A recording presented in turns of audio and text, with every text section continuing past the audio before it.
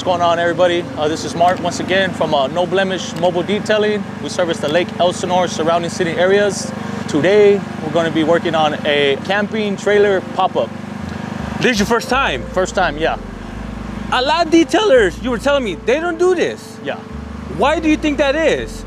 Is it too difficult? Is it not worth it? What would you say?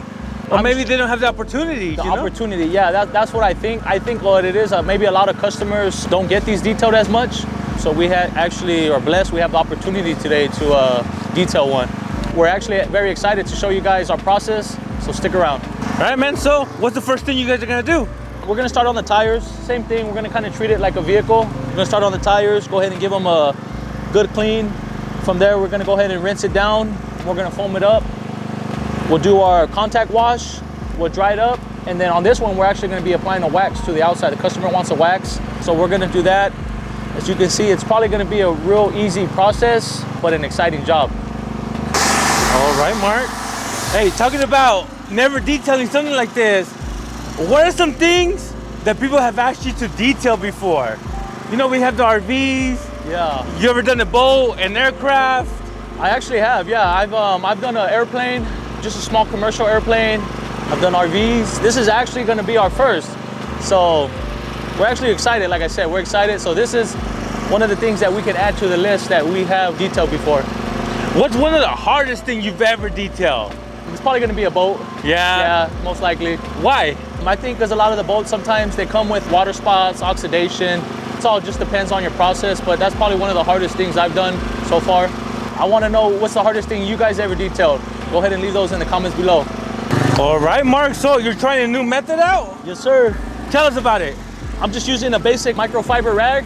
I've actually been trying it out, I like it. It avoids me having to use multiple sponges. Not only that, but I don't have to do a multiple bucket method either. On this, it's gonna be a little bit different, but on a vehicle, what I do is for every panel, I just flip my side and then I just make that contact wash. Helps out. How'd you learn this? Where'd you pick this up? YouTube. YouTube University? YouTube University, yes sir. Now, so people who don't know, what was the other method? The other method for my basic washes, I would just use a 1 bucket method, just regular sponges, and then I would just dip once in a while. All right, Mark, so since this is the first time you're detailing something like this, is it the same price as a detail, or do you charge per square foot, or are you testing it out? How do you go about that? Yeah, I kind of just testing it out today. Maybe a little bit less than a basic detail, more of just because it's not like we're doing a car, we're not doing no vacuuming, we're not doing no windows, we're not doing any like deep thorough cleaning. Maybe give them a little deal on this one.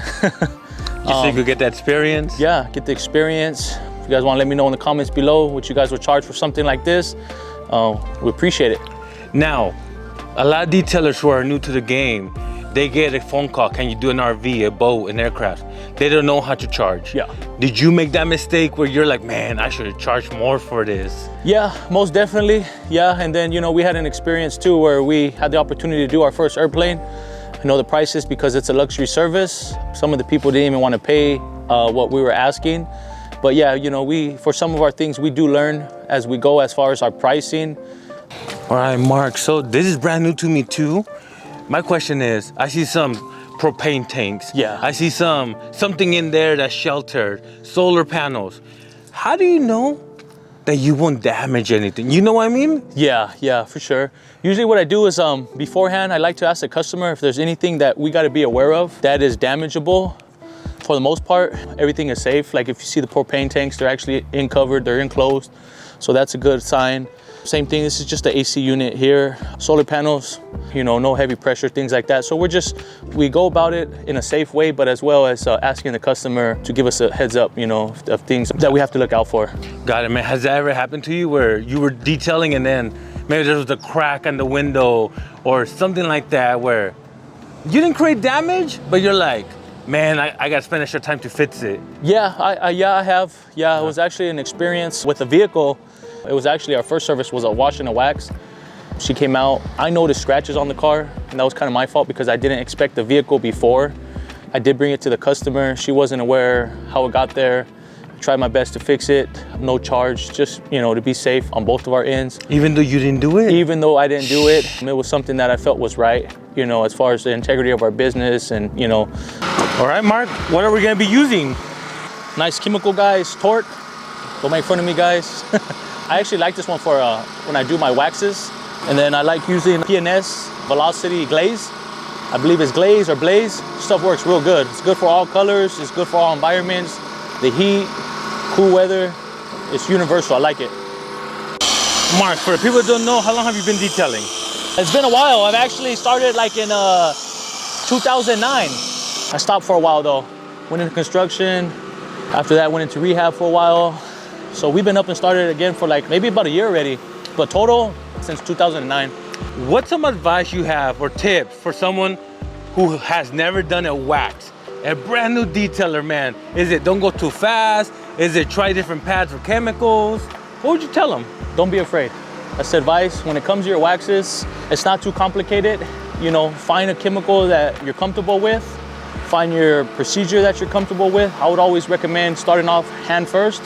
I like the machine. It's more efficient, more faster on your time, covers more of the vehicle. But for starters, I would recommend that you start doing hand waxes, 100% elbow grease. All right, Mark, so the campers popped up. Hey. Yes, sir. It didn't look that big. Yeah, it's pretty big, huh? Now it's huge. Yeah.